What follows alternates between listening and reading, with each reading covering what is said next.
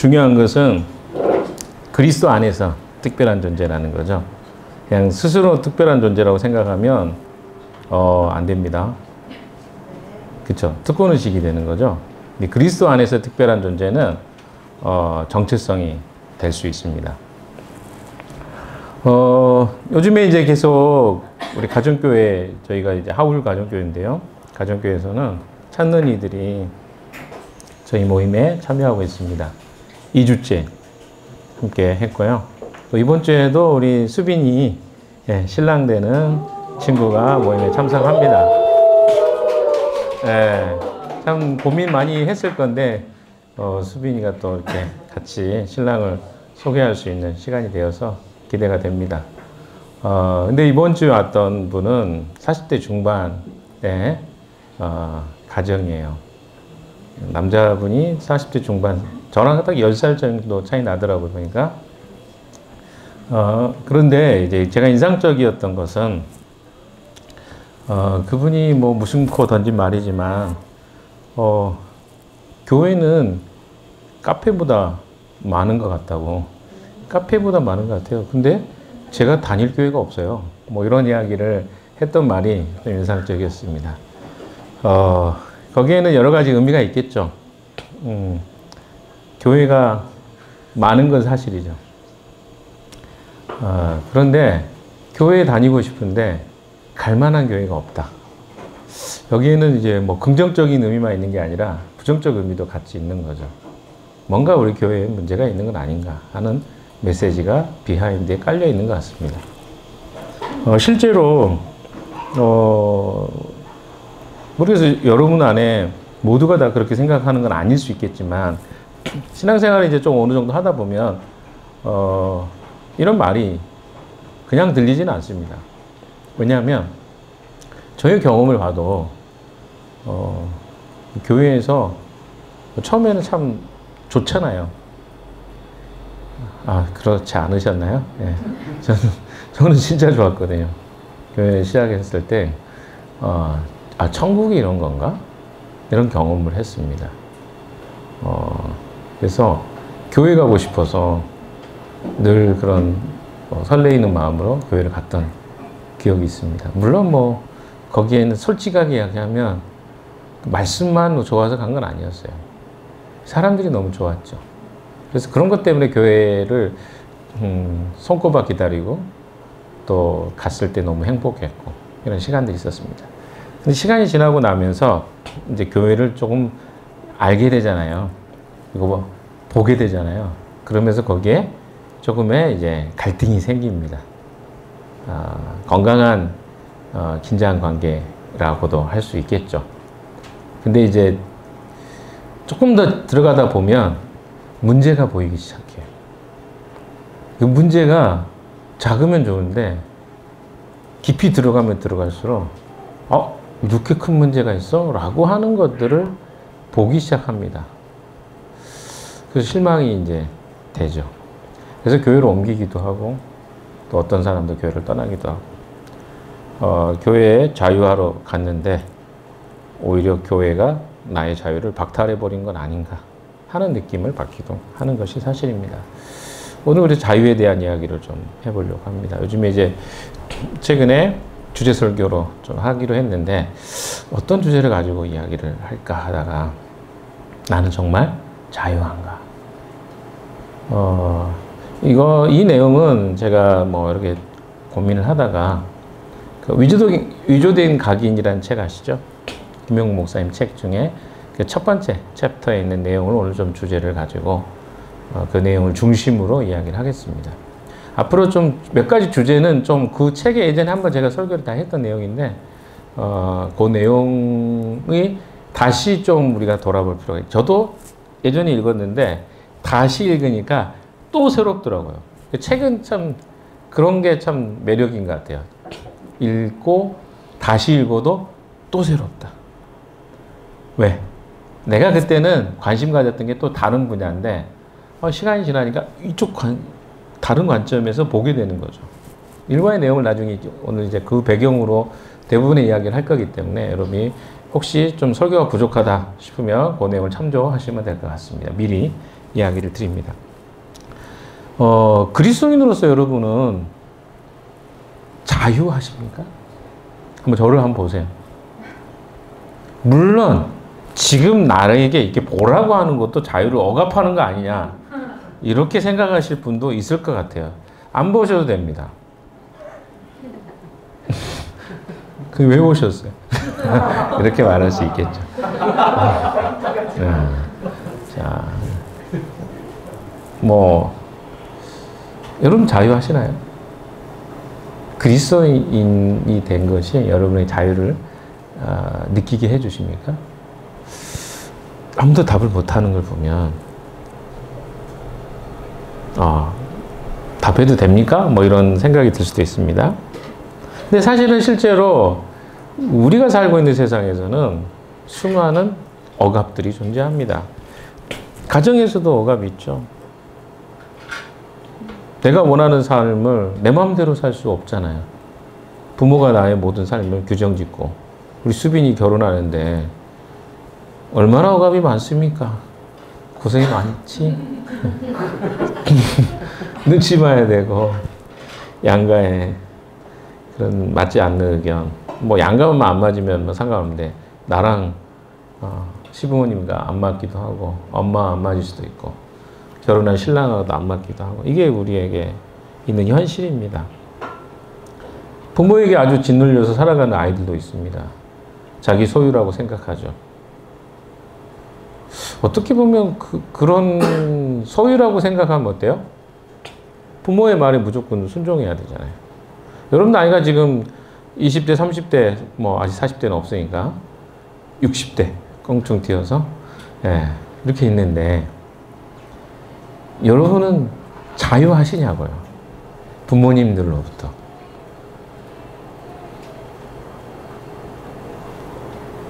부모님의 영향을 여전히 받고 있지는 않습니까? 지금 몇 살인데 아직도 부모님의 영향을 받고 있는 이게 우리 현실이에요. 부부끼리는 어떻습니까? 억압을 주고받죠. 가정이 그렇다면 사회는 어떨까? 일반 사회는. 갑질로 불리죠. 그래서 위에 상관과 또 부하 직원 사이에 갈등이 있죠. 그것 때문에 직장 안 다니고 싶잖아요. 요즘에 MZ 세대들이 3개월 넘기는 경우가 많지 않더라고요. 그러니까 우리 수영이 대단한 아이예요. 3개월을 넘어서 열심히 다니고 있어요. 제가 칭찬해 주고 싶어요. 쉽지 않습니다. 왜? 갈등이 있잖아요. 내가 원하는 거 못하게 하고 또 일방적으로 요구하고 수많은 압박이 우리에게 있는 거죠. 또 스스로가 얼마나 자기를 옥죄입니까? 아무도 여러분에게 뭐라 하지 않았는데 스스로가 스스로에 대해서 억압을 갖기도 합니다. 자기의 열등의식이라든가 과거에 불응했던 경험들, 안 좋았던 기억들 이런 것들이 내 안에 자리 잡고 있어서 이것이 나를 억압하기도 합니다. 아무도 그런 말 한 적 없는데 스스로 자기를 자책해요. 여러분 자책 안 합니까? 네. 조용히 해요 하는 사람이 있었어요.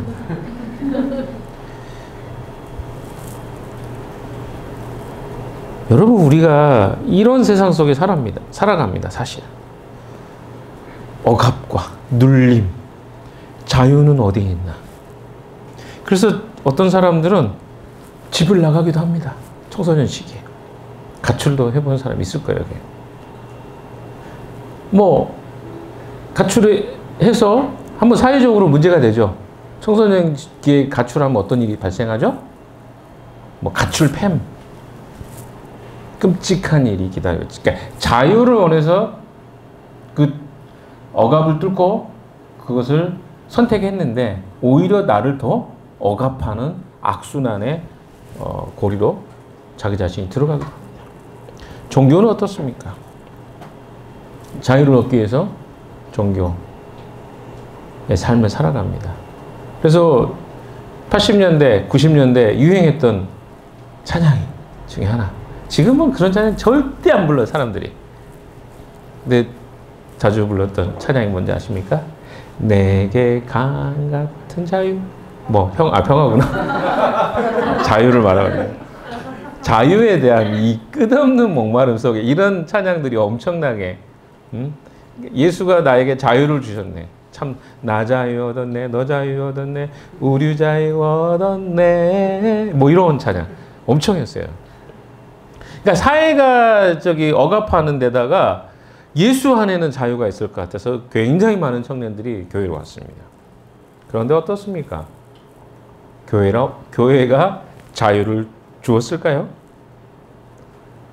오히려 종교를 가지면서 더 자유롭지 못하게 되는 경우가 많은 거 아닙니까?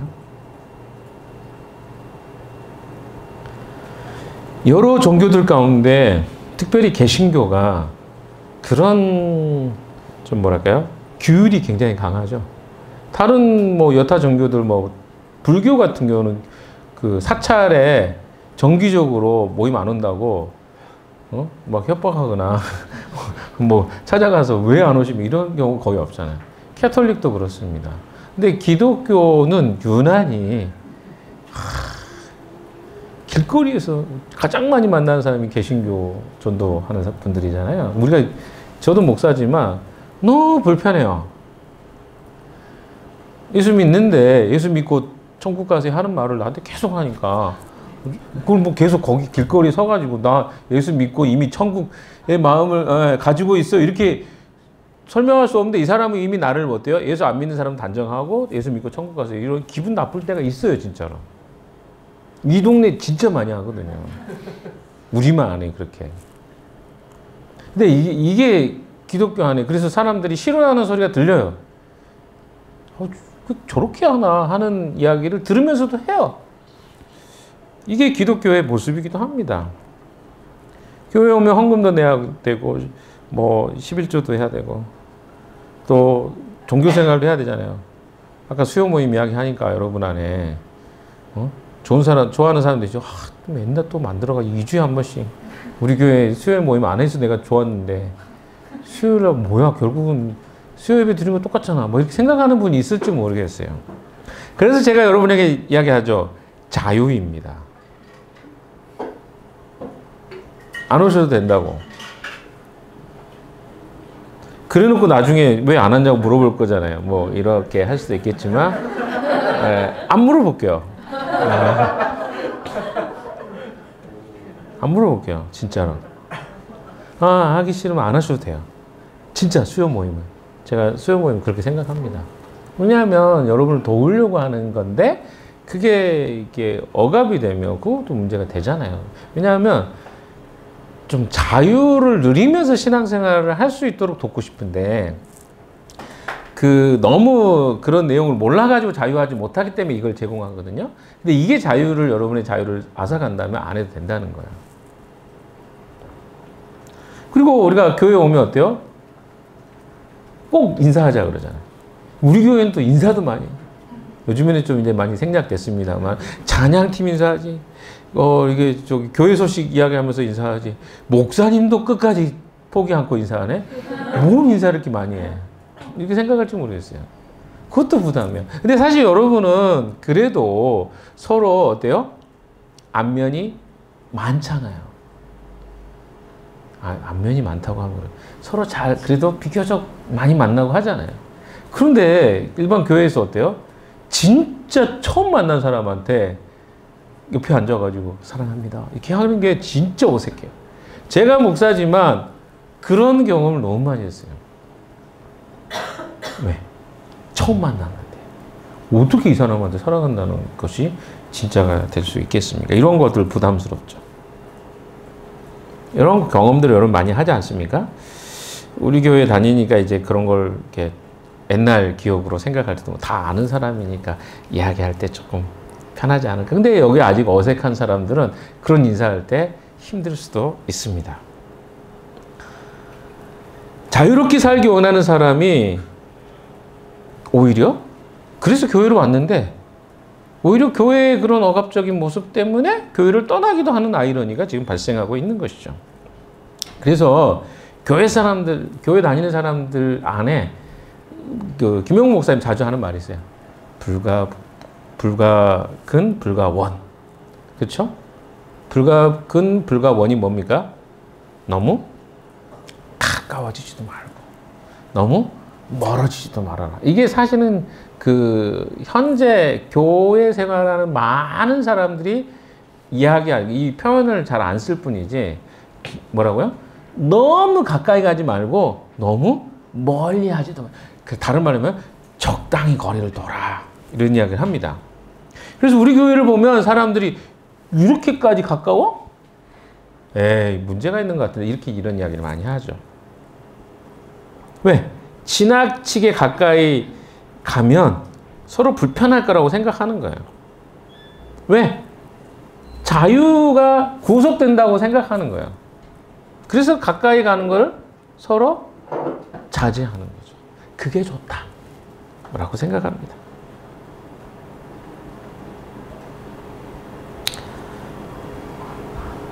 청소년기까지는요, 부모의 영향이 굉장히 지대합니다. 그러다가 대학생이 되면 조금 자유로워지죠. 그래서 대학생이 될 때 교회를 떠나는 비율이 굉장히 높아집니다. 왜? 고등학교 때까지는 엄마, 아빠가 우리 교회 다녀 하면 거기 다녔단 말이야. 근데 그 교회가 어때요? 나에게 자유를 주는 게 아니라 억압의 모습으로 훨씬 더 많이 경험된 거예요. 그래서 대학생이 되니까 어떻게 해요? 아싸, 나는 내 갈 길 간다. 가는 거죠. 일부러, 실제로 그런 경우가 많습니다. 부모님이 나를 간섭하지 못하도록 일부러 멀리 대학을 가는 경우도 종종 있습니다. 왜? 자유롭고 싶어서. 이게 자유에 대한 우리의 갈망 아닙니까? 그러면 기독교가 정말 인간을 이렇게 제한시키고 자유를 박탈하고 사람을 구속시키는 그런 종교일까요, 여러분? 이 퀘스천 한번 던져봅시다. 진짜 그런 종교일까요? 만약에 그런 종교라면 저는 여러분에게 먼저 빨리 도망가시라고 말씀드릴 것 같아요. 왜? 구속하는데 왜 이 시대하고 안 맞잖아요. 너무 안 맞잖아요. 기독교가 그런 것일까? 한번 생각해 봅시다. 여러분, 그럼 우리를 구속시키는 것들이 어떤 것들이 있는지 한번 좀 더 자세히 살펴봅시다. 먼저는, 가난이 우리를 구속시킨다고 하죠. 가난이라는 것은 어떤 것들입니까? 생존 자체를 위협하는 거죠. 그래서 내 삶에 뭔가 자유롭게 뭔가 하고 싶은데 어떻게 해요? 가난하기 때문에 내가 하고 싶은 못하는 것도 많았습니다. 우리 지금 대통령도 소년공이라 그러잖아요. 어렸을 때 가정의 생계를 돕기 위해서 초등학교 졸업하고 어때요? 공장에서 일했어요. 일하다가 프레스에 팔이 끼어가지고 장애를 됐잖아요. 막 서로 때리기 하고 막 이런 일이 있었다고 제가 들었습니다.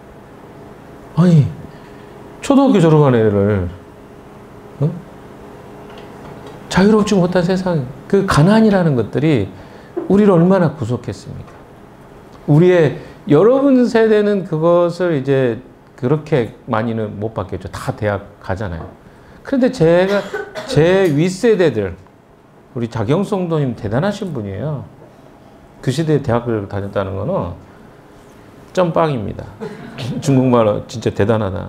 예. 어려워요. 저희 누님들 다 고등학교, 최고 학력이 고등학교입니다. 중학교, 고등학교. 왜? 못 가요. 여자들은 대학도 안 보냈을 뿐더러 그 시대는 희생을 했어요. 저희 집안 칠남사남가 아니라 칠남매 중에 남자가 넷이고 딸이 셋인데 남자들은 다 대학을 보냈는데 딸들은 아무도 대학을 안 가요. 이게 현실. 그런 시대였어요. 왜? 누군가가 대신 가정을 살려야 된다. 그래서 희생한 거예요, 여성분들이. 미안하죠. 어떻게 보면. 그때는 몰랐는데. 가난이라는 것은 우리를 구속합니다. 그런 의미에서. 또 어떤 게 우리를 구속할까요? 여러분의 그 신념, 종교적인 것뿐만 아니라 정치적인 신념, 이런 것들이 여러분 또 구속하게 돼요. 지금 한국 사회는 그런 정치적 신념에 의해서 그게 무리지어지잖아요. 그래서 어때요? 어떤 곳에서는 그런 분위기의 사람들이 교회를 주도하기도 합니다. 정치적으로 자기가 주장하는 것이 옳다고. 그 교회도 거기에 따라가야 된다. 굉장히 심각하게 지금 자기의 신념 속에서 남을 억압하고 잘못됐다고 하고 오히려 방해하고 다른 사람의 의견을 이야기하지 못하게 하는 그런 시대의 모습도 있습니다. 가정에서는 어떻습니까? 부모의 통제에서 우리는 억압을 여전히 받고 있죠. 여러분, 제가 간단하게 여러분에게 그 부모로부터 자유하는 방법 알려드릴까요? 아무도 관심 없네? 부모로부터 자유하는 방법 딱 한 가지예요. 경제적으로 자유하시면 돼요. 부모에게 도움 안 받으면 됩니다. 부모에게 구속되는 이유는요, 경제적으로 매여 있기 때문에 부모가 구속하는 거예요. 경제적으로 자유가 되잖아요. 어떤 구속도 안 받아요. 근데 우리가 경제적으로 자유하지 못하기 때문에 그 도움 받고 싶은데 부모 당연히 간섭하죠. 그러니까 어른이 된다는 것은 여기서부터 자유케 되는 거예요. 빨리 할수록 여러분이 자유를 누릴 수 있습니다.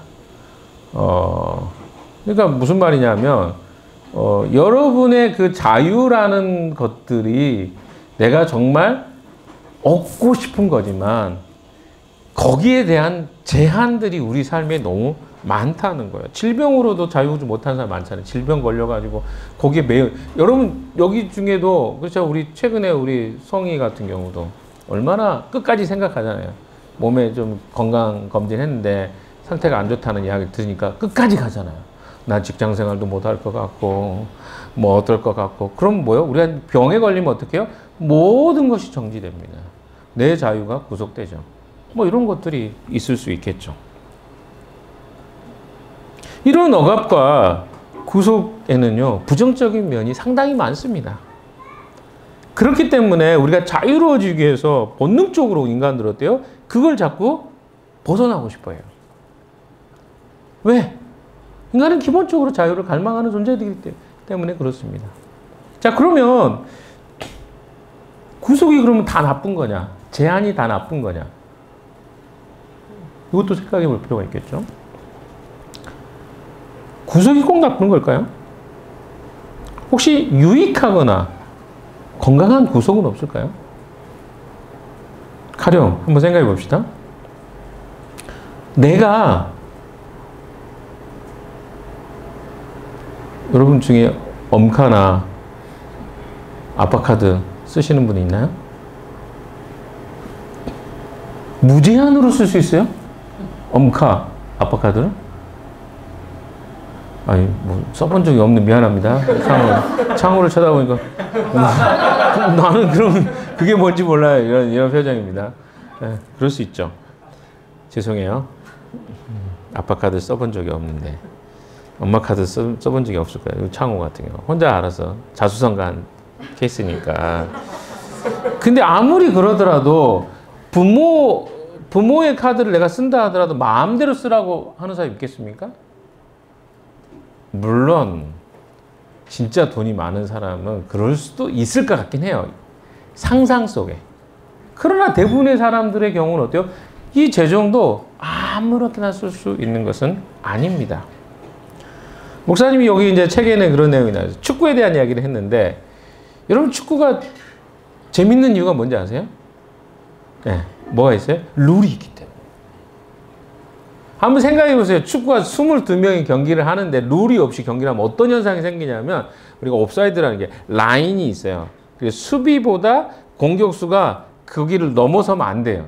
근데 이게 옵사이드가 없으면 어떤 현상이 생기냐면요. 재미가 없어요, 축구가. 왜 재미가 없냐면 공격수가 골키퍼 옆에 항상 있는 거예요. 그러면 수비수들이 나갈 수가 없어요. 그럼 어떨까요? 경기가 막 그 100 몇십 미터 되는 거리에 쭉 이렇게 펼쳐져 있어가지고 이걸 타이트한 경기, 재밌는 경기 할 수가 없어요. 너무 재미없고 그냥 한번 쭉 멀리 쳐가지고 경기하면 끝나는 거야. 축구 경기의 재미는 뭐냐면 룰이 있기 때문에. 그래서 요즘엔 어때요? 비디오 각도로 봐가지고 요 팔꿈치 살짝 넘었는데 몇 센치, 몇 미리 넘은 거 그걸로 다 옵사이드 반칙을 봅니다. 옛날에는 그렇게 하지 않았어요. 요즘에는 처음에는 그게 불편했는데 지금은 제가 보니까 이거 진짜 재밌는데 익사이팅해졌어요. 그래서 골이 들어갔다가 취소되기도 하고 취소됐다가 골이 되기도 합니다. 그래서 골 넣은 거보다 이 VAR 기다리는 게 더 쫄깃쫄깃해요. 룰이 있기 때문에 그래요. 거기에 대해서 누구도 하지 않습니다. 요즘에 또 야구 경기 죄송합니다 하나가 졌더라고요. 그러니까 우리 하나 팬들이 많아가지고 심심한 위로를 드립니다. 예. 30년 후에 또 한번 대전할지 모르겠어요. 어찌됐든 예. 이번에 우승했어야 되는데 아쉽지만 예전에 비하면 야구 경기의 룰도 아주 좋아졌어요. 옛날에 스트라이크 아웃 문제 가지고 막 싸우고 그러는데 요즘에는 스트라이크 아웃 문제고 싸운 적이 없어요. 혼자 하고 들어가지 심판을 향해서 손가락질하는 경우 없거든요. 옛날에는 심판들하고 감독들하고 맨날 뭐 배치기하고 뭐 이런 게 다 뭐냐면 룰이 명확하지 않기 때문에 그래요. 그러니까 뭐냐면 룰이 있을 때 거기에 자유도 있는 거예요. 사람들이 생각할 때 구속이라는 게 다 나쁜 것 같지만 구속이 오히려 좋은 것도 있습니다. 저는 중국에서 운전을 몇 년 동안 했어요. 근데 중국의 재밌는 것은 뭐냐면 라인은 있는데 그 라인 잘 안 지켜요. 그래서 어때요? 막 유턴해서는 안 되는데 유턴해버리고요. 그리고 막 들어가서는 안 되는데 들어가고 사람이 지나가면 안 되는데 지나가. 막 이런 무질서한 것 때문에 처음에는 굉장히 힘들었습니다. 정말 스트레스예요. 그래서 속도를 많이 못 내요. 사고는 잘 안 나더라고요. 제가 보니까. 중국이 사고 많이 날 것 같잖아요. 사고 잘 안 나요. 왜? 언제 어디서 누가 들어올지 모르기 때문에. 그 사고가. 근데 한국은 사고가 나면 되게 크게 나죠. 왜? 룰을 서로 지킨다고 생각하니까 속도를 세게 내잖아요. 근데 룰을 안 지킨 사람이 나면 크게 다치는 거죠. 룰이 있는 게 더 좋아요. 왜? 없으면 불안해요. 내가 온전히 가고 있는데도 불구하고 누가 튀어나올지 저 그렇게 한번 사고가 난 적이 있죠. 우리 각성이 자매 그때 같이 타고 있었던 것 같은데 기억에. 각성이 아니구나. 그 전기수인데 차를 타고 가는데 분명 여기서는 튀어나올 라인, 좌회전 라인이에요. 좌회전 라인인데 저는 거기 옆에 라인을 가고 있는데 당연히 거기를 가잖아요. 다 기다리고 있습니다. 근데 갑자기 차 세대가 갑자기 우측으로 쏙 나오는 거예요. 세대가. 저는 어떻게 해? 그냥 부딪혔죠. 중국이 그런 곳이 아는데도 불구하고 내가 대비를 했는데도 불구하고 부딪혔어요. 그럴 때 당황스럽죠. 뭐가 없으니까? 룰이 없으면 그런 일이 생겨요. 그리고 제가 차가 기스가 났는데 그분이 나와가지고 매셔 하면서 막 닦는 거예요. 내 차를. 아니 내가 괜찮냐 안 괜찮은데 자기가 괜찮다고 내 차를 닦는 걸 보면서 참 당황했던 기억이 있습니다. 여러분 자유는요 룰이 없는 게 자유가 아니에요. 어떤 적절한 룰이 있는 것이 자유입니다. 그렇지 않을까요? 요즘에 어떻습니까? 우리나라 예전에 비해서 굉장히 교통사고 나도 안 싸우잖아요. 왜 안 싸웁니까? 다 알아서 보험차가 다 처리할 건데 근데 예전에는 그게 룰이 정확하지 않아가지고 서로 싸워야 뭐가 되는 거예요? 정리가 되는 거예요. 그래서 어때요? 막 서로 길거리에서 옛날에는 많이 싸우고 막 네가 잘못해 내가 잘못해 막 이렇게 많이 했거든요. 근데 지금 거의 그런 게 없어요. 죄송합니다. 제가 번호 남겨드릴게요. 보험사고 예약하십시오. 이렇게 끝나요. 뭐요? 그 룰이 있기 때문에 그런 거예요. 그러니까 뭐가 진짜 자유인가 한번 생각해 보시라는 거예요. 또 뭐가 있습니까? 결혼. 여러분, 결혼은 구속인가 자유인가? 수빈이한테 물어보고 싶어요. 결혼은 구속이야 자유야? 한번 잘 생각해 보세요. 어떤 사람이 생각할 때는 자유라고 생각할 수도 있어요. 아직 결혼을 안 해봤기 때문에. 그런데 어떤 사람은 구속이라고 생각해요. 결혼해봐서가 아니라 거기서 부정적인 어떤 생각들이 있기 때문에. 옛날에 내 마음대로 알아서 살았는데 결혼하고 나니까 통제를 받는 거야. 아내가 통제를 강하게 할수록 남편은 구속받는다고 느끼겠죠. 남편들 한번 봅시다, 얼굴은. 뭐 자유한 것처럼 쳐다보네, 나를. 예. 황현택이 굉장히 자유인데. 굉장히 구속 많이 하는 와이프 같은데. 예. 아무튼 뭐, 그렇게 해야 오래 살아요. 예. 그럼 우리가 벗어나야 될 구속은 뭐고, 받아들여야 될 구속은 뭘까요? 이 두 가지가 다 있다니까요. 구속이 우리를 얽매이기도 하고 자유를 억압하기도 하지만 구속이 우리를 자유하기도 하는 것이, 그러니까 구속 자체의 문제는 아닌 거예요. 자유가 구속했냐 안 했냐로 결정되는 건 아니라는 것이죠. 구분 지을 것이 필요합니다. 막연하게 우리가 내가 이런 느낌을 받기 때문에 이건 옳은 거고 이건 틀린 거야 라고 한다면 이걸 어떻게 구분 지을 수 있겠습니까? 무엇이 옳고 무엇이 그리다고 말할 수 있을까? 그래서 여기에 중요한 건 뭐냐면 기준이 필요해요. 기준. 오늘 그래서 본문의 말씀이 중요하다고 생각합니다. 자, 볼까요? 오늘 본문의 말씀 같이 한번 읽어봅시다. 시작. 그리고 너희는 진리를 알게 될 것이며 진리가 너희를 자유롭게 할 것이다. 예. 인간은 끊임없이 자유로워지고 싶다 생각합니다. 근데 여기에 자유가 있대요. 진리를 알지니 진리가 너희를 자유하게 해. 이 말씀에 대해서 깊이 여러분 이 한 주 동안 고민했으면 좋겠어요. 진리를 안다는 게 어떻게 나를 자유롭게 하지? 기준이라는 거야. 기준점이 있는 것이 중요하죠. 여러분 생각해 보세요. 성적인 자유를 한번 이야기해 봅시다. 성적 자유가 인간에게 자유를 가져다 줄까요? 우리 공동체 안에서 성적인 자유 좋은 거잖아요. 그럼 성적으로 자유하면 돼요? 되냐고요. 왜 안 돼요? 자유인데? 오히려 이런 자유는요, 더 큰 고통을 가져다 줍니다. 왜? 가정이 깨져요. 그렇잖아요. 두 사람은 즐길지 몰라요. 그러나 또 다른 사람은 고통받는 거예요. 우리가 그런 생각들을 좀 명확하게 할 필요가 있어요. 이 경계가 없는 것은 우리에게 뭘 가져다 준다? 고통이 될 수 있다는 거예요. 근데 사람들이 뭐가 문제야? 이런 질문을 지금 이 시대에 던지기 시작해요, 사람들이. 이렇게 하면 안 돼? 내가 좋아하는 건데? 야, 우리 그냥 그렇게 하자. 이렇게 생각하는 경우가 많습니다. 그러나 이것은 우리를 자유롭게 하는 것이 아니라 우리를 어떻게 해요? 파괴시키는 자유일 수 있다는 것이죠. 그래서 어떤 범주 안에 있는 자유가 우리에겐 필요한 거예요. 범주 안의 자유예요. 아니, 내가 물고기인데 내가 왜 꼭 물고기는 물속에 살아야 돼? 공중에 살면 안 돼? 그렇잖아요. 그리고 생각할 수 있잖아요. 이 생각을 하는 거하고 실제로 물고기가 그러면 밖에 살 수 있냐? 이건 다른 문제잖아요. 내가 전에도 이런 이야기죠. 기차가 왜 철로만 나는 가야 돼?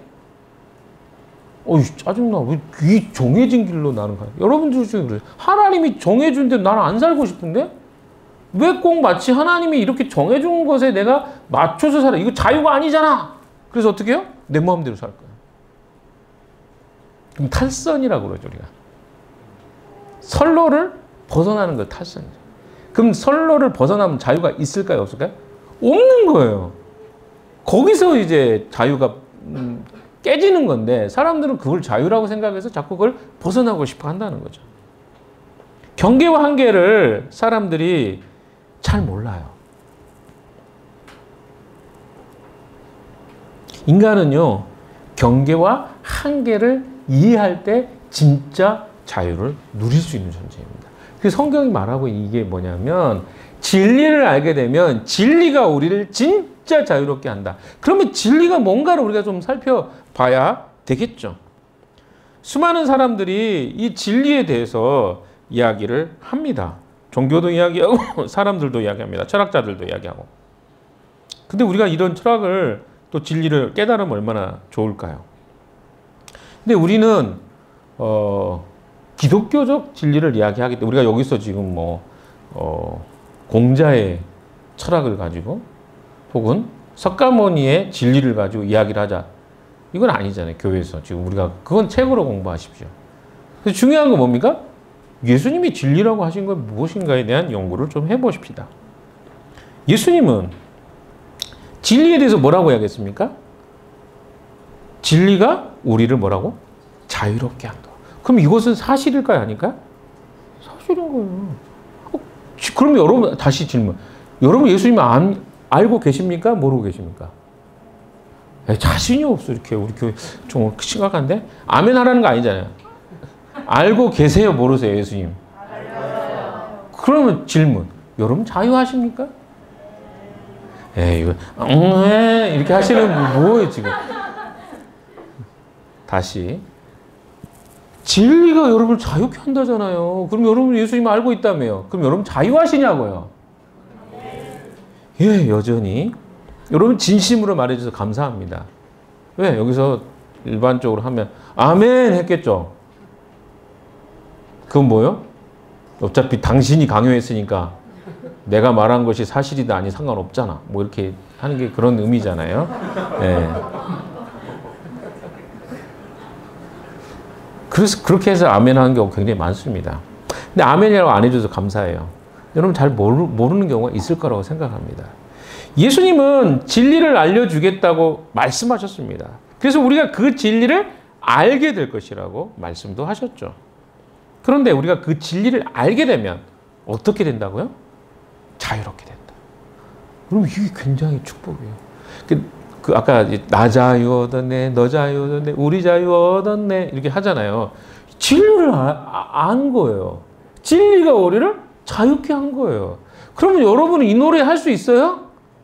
노래를 몰라서 못하는 게 아니라 이 의미가 우리를 자유롭게 못하게 하면 이 노래는 할 수 없는 거예요. 진리가 무엇인가요, 그러면? 진리는요, 모든 것에 통용됩니다. 그러니까 진리라는 것은 어떤 상황에 의해서 상대적으로 바뀌는 것을 진리라고 말하지 않습니다.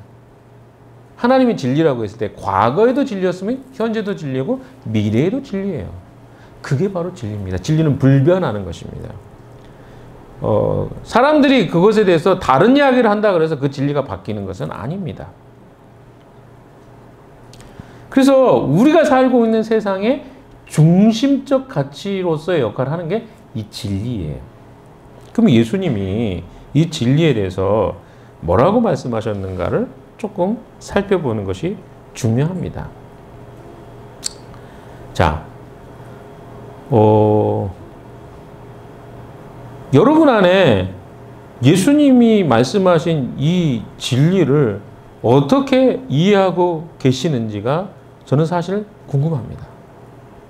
진리를 뭐라고 이해하고 있어요? 이거 퀘스천이에요. 스스로 한 몇 초 동안이라도 생각해요. 진리가 뭐지? 왜냐하면 이 사고의 방식을 해가야 여기서 진짜 자유를 얻는 거야. 그렇잖아요. 예수님이 진리라고 하는데 그러면 진리가 뭐지? 그렇죠? 뭘까요?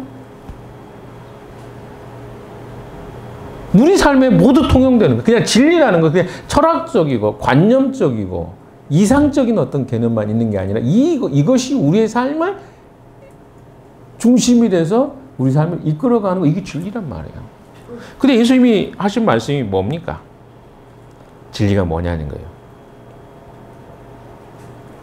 예수님은요, 진리에 대해서 이야기할 때 뭐라고 이야기했냐면, 예수님, 보세요.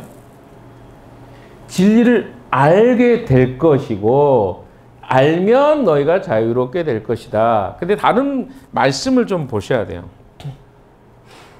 31절도 한번 보실까요? 31절 같이 한번 읽어봅시다. 성경 있으신 분들은 같이 읽어보세요. 시작.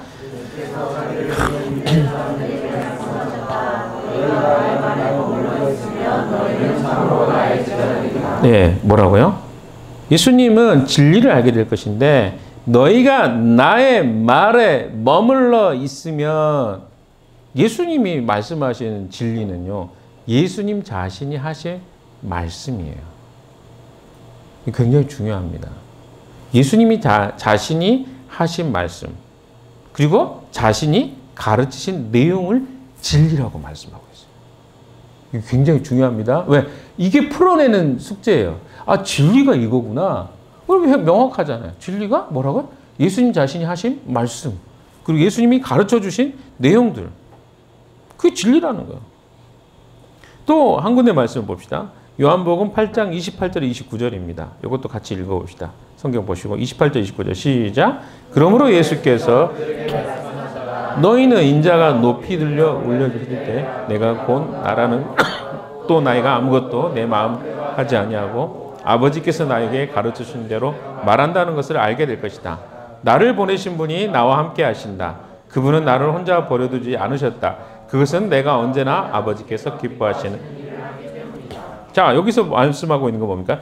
예수님께서 말한 것처럼 인자가 높이 들려 올려질 때는 그가 죽고 부활하시는 사건을 이야기합니다. 곧 이게 무슨 말입니까? 예수님께서 부활할 때, 죽고 부활할 때 비로소 예수가 바로 하나님이라는 사실이 증명되는 거예요.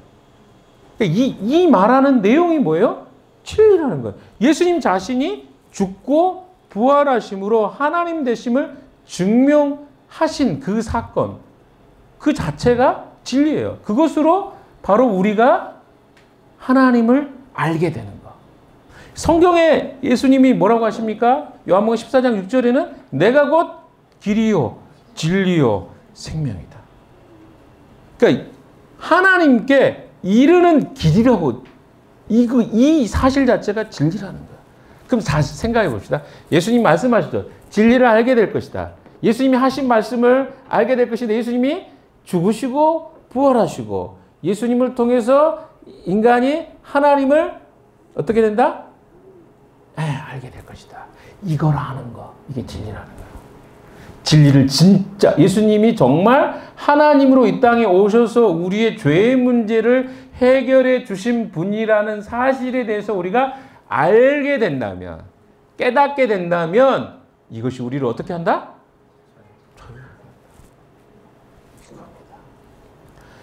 너무 당연한 이야기죠. 알고. 근데 이걸 여러분이 해석을 잘 하셔야 돼요.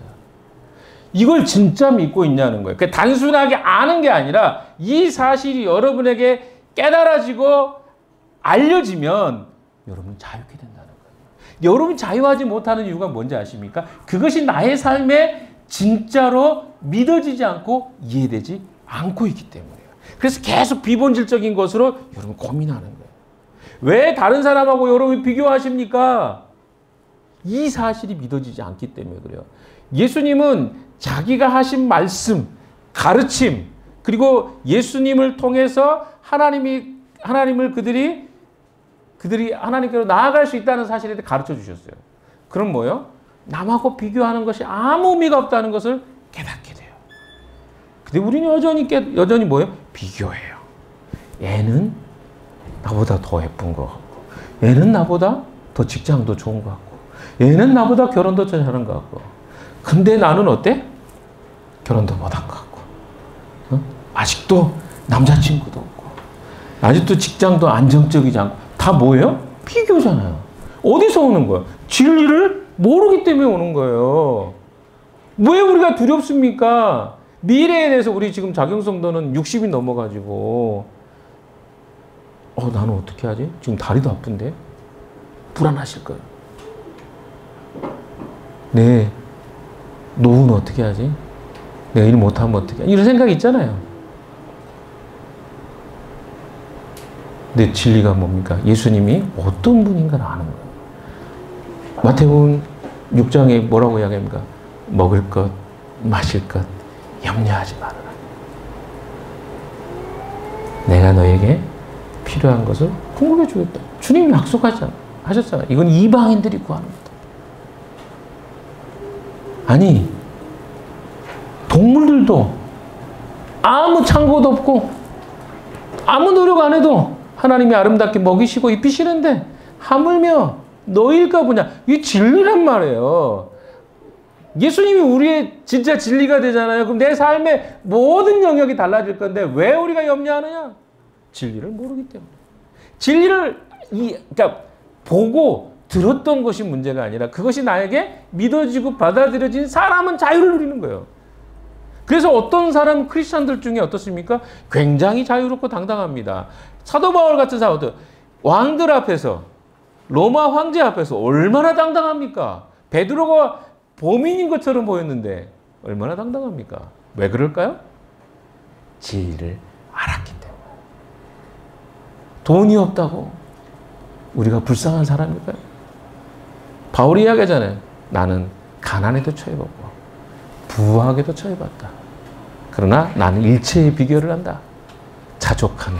내게 주어진 것이 하나님이 주신 최선이라는 것을 나는 믿는다. 이게 다 뭐예요? 진리예요. 진리를 알면 이런 것들이 깨달아지는 거예요. 그럼 여러분 또 우리 다 해결해 봅시다. 결혼 문제? 결혼을 하는 것은 행복한 거고 결혼을 안 하는 것은 불행한 거라고 생각하고 어디서 온 거예요? 그러면 여러분 제가 좀 더 행복하게 해드릴까요? 결혼했다가 이혼한 사람이 얼마나 많은지 아세요? 아, 죄송합니다. 여기도 있는데. 근데 우리가 얼마나 많아요? 그 결혼이 행복이라고 하는 조건도 그냥 내 환상일 수 있어요. 그게 무슨 말이냐면 절대적 진리가 아니란 말이에요. 근데 우리는 자꾸 어때요? 그것에 대해서 자꾸 주장한단 말이에요. 이렇게 행복하다. 뭐 좋은 대학 나오면 더 행복할 것 같죠. 그럼 서울대생들은 아무도 자살하면 안 돼. 근데 서울대생들 제가 통계로 예전에 들어봤던 것은 40% 이상이 정신적인 어려움을 겪고 있어요. 스트레스, 너무 지나치 스트레스 받는 거예요. 뭐가 행복한 거예요? 진리를 알면요. 내가 조금 못 배웠든 조금 못생겼든 내가 조금 이쁘든 안 이쁘든 상관이 없는 거예요. 그것이 진리가 아니기 때문에. 진리를 한다는 건 그런 의미에서 중요합니다. 진리가 절대적 기준이 되는 거예요. 제가 아까 했죠. 기준이 중요해요. 우리가 구속하냐 구속하지 않느냐의 문제가 아니라 무엇으로 우리의 삶이 규정되느냐가 되게 중요한데 여러분의 삶 가운데 규정시켜주는 분이 있는데 예수 그리스도입니다. 그리스도를 알잖아요. 우리는 그 초기 신앙 때는 뭐 갖고 막 싸우냐면 제가 그거 되게 비슷하면 영어 공부할 때하고 똑같다고 생각해요. 영어를 공부할 때 제일 먼저 하는 그 비교가 뭐냐면 저 사람 발음이 좀 그런데 나는 발음 좋은데 저 사람 발음 안 좋네. 저 단어 무슨 난 단어 아는데 이런 거 해요. 그래서 막 단어 하면서 애웠는데 그 못 외워가지고 막 돌아가면서 하다가 이런 것도 못 외우고 막 이렇게 하거든요. 그러다가 유창하게 영어 하는 사람 나오잖아요. 그럼 모든 기준이 다 사라져 버립니다. 이거 한 게 뭐야? 다 필요. 왜? 넘어서는 사람이 있거든요. 우리 다 그런 비교로 살아요. 그런데 어떻습니까? 예수 그리스도가 우리의 절대적 기준이 된다는 것은요. 그런 거예요. 넘어서는 거예요. 자꾸 우리는 비교하고 살아요. 그것이 우리를 힘들게 하죠. 그래서 신앙도 그래요. 처음에 이 사람 나보다 더 신앙이 좋을 것 같다. 안 좋을 것 같다. 근데 탁월한 사람 만나보세요. 신앙이 진짜 좋은 사람. 입이 다 닫아집니다. 서로 비교를 안 해요. 아시겠어요? 진리를 안다는 건 굉장히 중요합니다. 그래서 여러분에게 다시 질문을 드릴게요. 여러분 진리를 알고 계십니까? 진리를 안다면요. 우리 삶은 달라질 거예요. 예수님 자신이 주장했던 거, 가르치셨던 게 뭔지 아십니까? 예수님은 자신을 만물을 창조한 하나님과 동일시하셨어요. 굉장히 그러니까 이게 중요합니다. 그냥 예수님을 단순히 어때? 한 인간으로 이 땅에 오신 분이 아니라 예수님은 누구다? 하나님이시다. 그러니까 예수님을 하나님으로 믿는 사람이에요. 진리를 안다는 것은.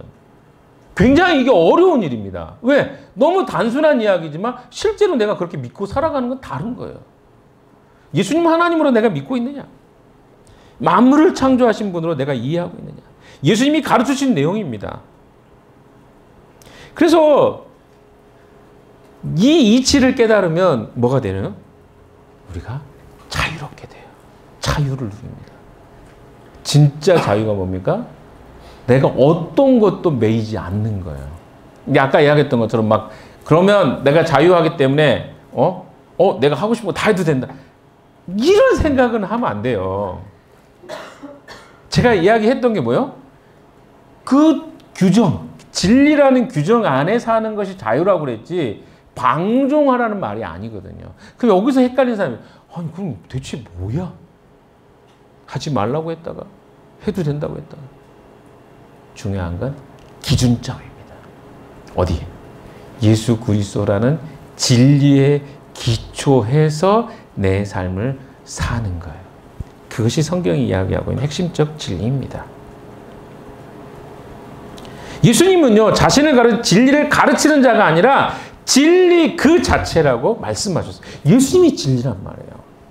이것이 예수님의 주장입니다. 그래서 이 진리의 실체에 대해서 우리가 정확하게 이해를 한다면 우리 삶이 어떻게 될 것 같아요? 좀 답답해지려는데 어떨 것 같아요? 예, 고맙습니다. 어거지로 하는 것 같아서. 여러분, 풍삼기에 보면 4가지 이야기를 해요.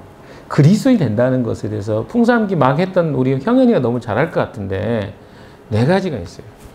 그리스도 이거 정도는 알아요. 그리스도인이다라고 하는 게 있어요. 내가 형현이한테 질문을 하면 형이 불안할까 봐 내가 질문 안 할게요. 첫 번째가 뭐예요?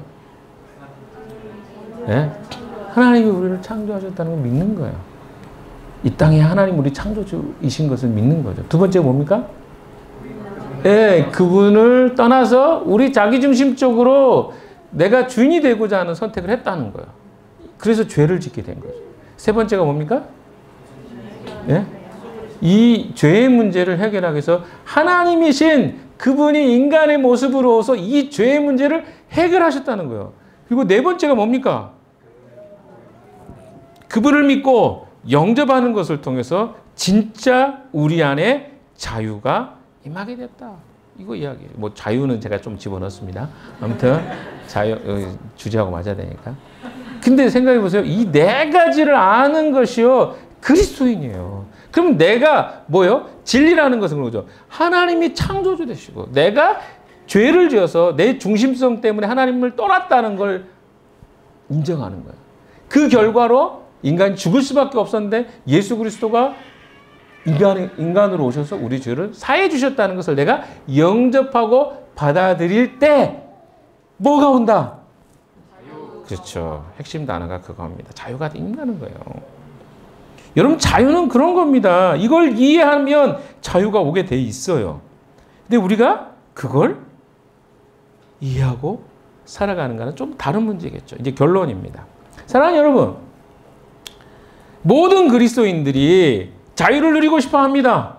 심판으로부터 벗어나고 비교로부터 벗어나고 물질로부터 자유롭고 여러분 다 얻고 싶잖아요. 성적인 문제에서 자유롭고. 한번 다 생각해 보세요. 왜 우리가 자유롭지 못하는가? 왜 자유롭지 못하죠? 거기서 우리는 진리가 아닌 다른 것으로 우리를 만족해하고 우리의 문제를 해결할 수 있다고 하는 생각이 있는 거예요. 무슨 말이냐면 진리 대신 그리스도, 성경이 말하는 건 진리 대신 그리스도만을 통해서 우리는 진짜 자유를 누리고 우리 삶의 모든 문제가 해결될 수 있다고 이야기하는데 우리는 끊임없이 무슨 생각을 해요? 주님이 아니고도 우리는 자유를 얻을 수 있는 또 다른 것이 있습니다라고 이야기하고 있다는 거예요. 여기에서 우리의 문제가 있는 거예요.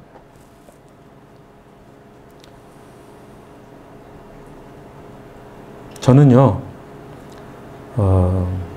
예수님을 만나고 나서 제 인생에 진짜 자유가 있다고 생각을 했어요. 근데 신앙생활 하면서 제가 처음에 이야기했던 것처럼 예수 믿는 게 꼭 자유를 주는 건 아닐 수 있겠네. 오히려 나에게 짐이 되네? 라고 생각하는 때도 왔습니다. 그러다가 다시 이게 진리구나 라고 깨달을 때가 또 왔어요. 그러다가 또 이 고비가 그러니까 계속 되는 거죠. 여러분에게도 저는 있다고 생각합니다. 이 과정들이. 계속해서 아무튼 이런 것들이 있을 거예요. 그런데 여기서 목사님의 이야기를 조금 보태보면 이런 거죠. 축구에서 옵사이드 트랩을 씁니다. 옵사이드 트랩은 약간 모르시는 분들을 위해서 한 가지만 설명해요. 수비가 자기 편 골키퍼 앞에서 수비가 이렇게 싹 서요. 그러면 공격수가 이 수비수보다 공이 침투가 될 때 먼저 들어가면 안 되는 게 옵사이드예요. 그런데 공격수 중에 월드 클래스라고 하는 우리 손흥민 같은 선수들은 뭐래요? 이 옵사이드 트랩을 잘 뚫어요. 근데 대부분의 사람들은 어떻게 해요? 못 뚫어요. 그래서 이 월드 클래스하고 그냥 노멀한 클래스의 사람들의 차이가 뭐냐면 옵사이드 트랩을 그러니까 룰 안에서 그걸 즐기는 사람인 거예요. 이걸 배우는 거예요. 이거를 열심히 연습하는 거예요. 그럼 어떻게 돼요? 옵사이드 트랩을 룰을 어기지 않고도 뚫을 수 있는 방법을 배우는 거죠. 그럼 그 사람이 뭐가? 자유한 거죠. 그러니까 영광을 다 가져가는 거예요, 그 사람은. 나머지 사람들은 아무리 해도 이 옵사이드 트랩을 뚫는 방법을 모르는 거야. 그러니까 맨날 골 넣어도 옵사이드예요. 올라가잖아요. 이 감독, 저기 심판들이. 이러면 끝나는 거예요. 룰이 깨지는 거예요. 그러니까 그거를 잘 아는 것이 그리스도인이라고 생각해요. 그러니까 이 옵사이드 트랩 어떻게 잘 누리면서 뚫어가는 거 익사이팅 하잖아요. 이렇게 살 수 있다고? 아니 여러분 생각해보세요. 그리스도인들은 뭐 술 마시면 안 돼요? 그러니까 술이라는 어떤 개념에서 크리스찬들의 아주 베이직은 뭐냐면 술 마셔야 된다? 안 마셔야 된다. 담배를 피워야 된다? 안 피워야 된다. 이렇게 가요. 대부분의 것들은. 근데 기독교 진리를 알잖아요. 그러면 이게 왜 되고 안 되고 어떨 때 되고 안 되고 다 아는 거예요. 룰을 아는 거죠. 그럼 룰 안에서 어때요? 자유할 수 있죠. 그래서 내가 술 마신다고 그래서 그것이 나에게 아무런 장애가 되지 않아요. 근데 뭐예요? 마시면 안 된다고만 배웠어요. 그러니까 어떻게 돼요? 마시는 순간부터 죄책감을 갖는 거예요.